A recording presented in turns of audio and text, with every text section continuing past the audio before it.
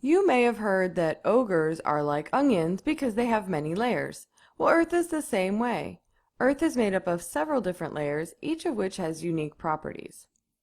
Let's start from the inside and work our way out. Earth has a core, but this is really two distinct parts, the inner core and the outer core. Both parts of the core are made up of mostly iron and some nickel. The difference is that in the inner core, those minerals are solid, and in the outer core, they're liquid. The inner core of the Earth is incredibly hot, so hot that if you try to dig a hole to China, you'd burn up on your way through the Earth. What's amazing about the inner core is that even though it's about as hot as the surface of the sun, there's so much pressure from the weight of the world pushing down on it that it can't melt. This is the same reason that water in a pressure cooker doesn't boil, no matter how hot it gets. The outer core is also made up of iron and nickel, but it's quite different because it is a liquid. This is because there is much less pressure on this layer than the one below it. That outer core adds a lot of pressure to the inner core. Though the flow of this liquid layer is very slow moving, about a few kilometers a year, it is what produces Earth's magnetic field. Our north and south poles exist because of this liquid outer core, even though it's almost 2,000 miles below us. Sitting on top of the outer core, we find the mantle. This layer is by far the thickest layer of Earth, about 1,800 miles thick.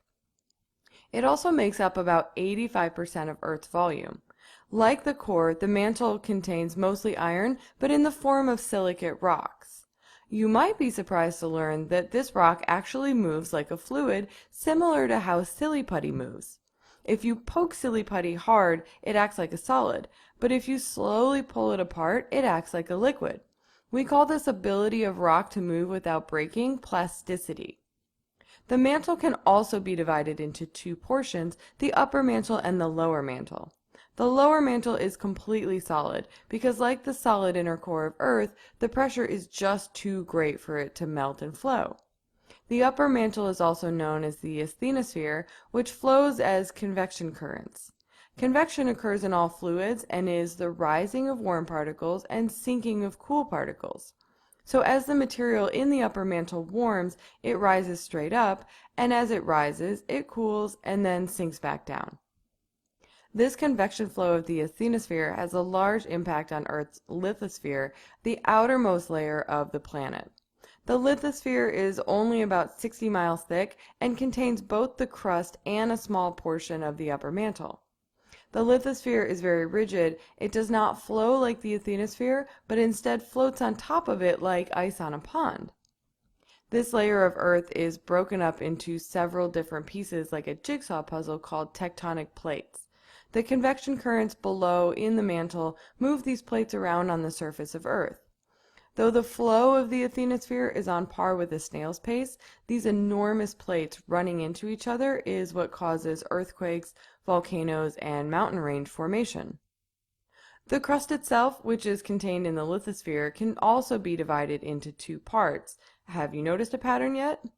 We live on the continental crust, and the ocean floor is made up of the oceanic crust. The continental crust is thicker than the oceanic crust, but it's made up of rock that is less dense than the oceanic crust, so it sits on top of it above sea level. Still not a believer? It might help to think of the Earth's crust like a cargo ship in the ocean. An empty ship floats higher in the water than a ship that has been loaded up with goods to carry across the sea, right?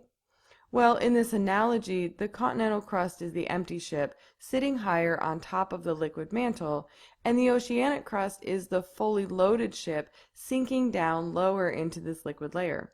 It's all because of gravity. Compared to the rest of the planet, the crust is really quite thin. If Earth were an apple, the crust would only be about as thick as the apple's skin. It's so relatively small, in fact, that if Earth were the size of a cue ball, it would be just as smooth. This is because all of those giant mountains on the surface are insignificant compared with Earth's overall radius. Earth can be divided into three main layers: the core, the mantle, and the crust. Each of these layers can be further divided into two parts: the inner and outer core, the upper and lower mantle, and the continental and oceanic crust. Both the inner and outer core are made up of mostly iron and a little bit of nickel. The inner core is solid, while the outer core is liquid. This liquid flowing deep down below us is what produces Earth's electromagnetic current. And it's pretty hot in the core, about as hot as the surface of the sun.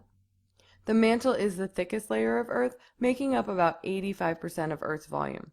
The lower mantle is pretty solid stuff, while the upper mantle moves around like silly putty. This movement of rock without breaking is called plasticity, and the liquid part of the mantle is referred to as the asthenosphere.